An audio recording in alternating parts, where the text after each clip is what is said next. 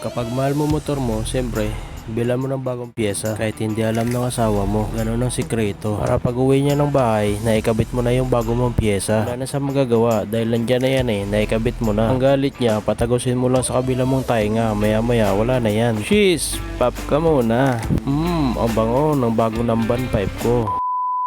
Dito mga par, binabaklas na natin yung stock pipe natin kasi excited na natin makakabit yung number 5 natin mga par, kung gaano ba ka quality at ang tunog nito mga par. Alam nyo ba mga par kung saan gawa itong Namban power pipe natin mga par? Gawa ito sa Thailand mga par, at hindi lang pipe yung gawa nila mga par, mayroon din silang brake shoe, brake pad. Yan, mga product ni Namban mga par. Dito mga par, minadali ko ng pag-unboxing para hindi tayo maabutan ng asawa natin mga par. Nakita nyo naman kung gaano ka safety mga balot mga par, quality. Tayo kung gaano ka quality yung balot mga par sa Namban pipe natin mga par. Ayan, naka bubble wrap yan mga par yung pipe natin. Ito palang pipe natin mga par is power pipe siya mga par, kaya pasok siya sa decibel mga par. Hindi siya maingay dahil kung napanood mo yung video ni Ejud, Mr. Full Tank, na checkpoint siya mga par ng enforcer. Itong gamit niyang pipe mga par. Yan, at pasok sa decibel mga par. Dahil 89 lang ang decibel limit niya, kaya pasok siya mga par.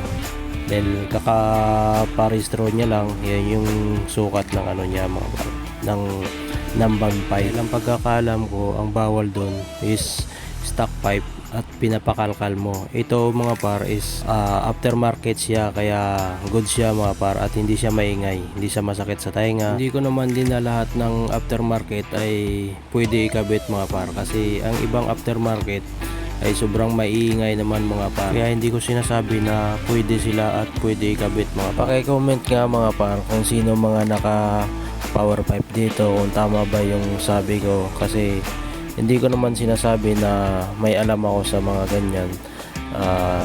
Base lang naman ako sa mga nakikita ko. Yan, comment nyo nga mga par. Ito mga par, kinakabit na natin yung elbow. Tignan nyo naman kung gaano ka quality yung elbow nila. Stainless siya mga par, kaya solid talaga.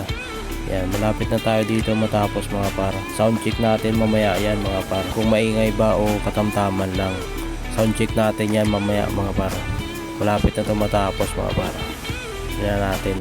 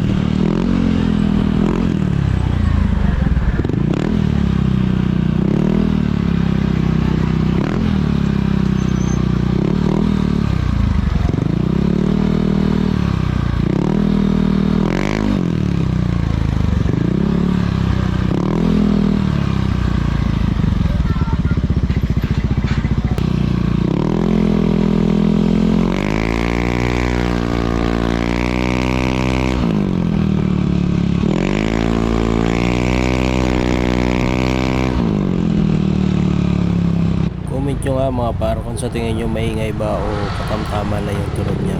Yun lang mga par, ride safe.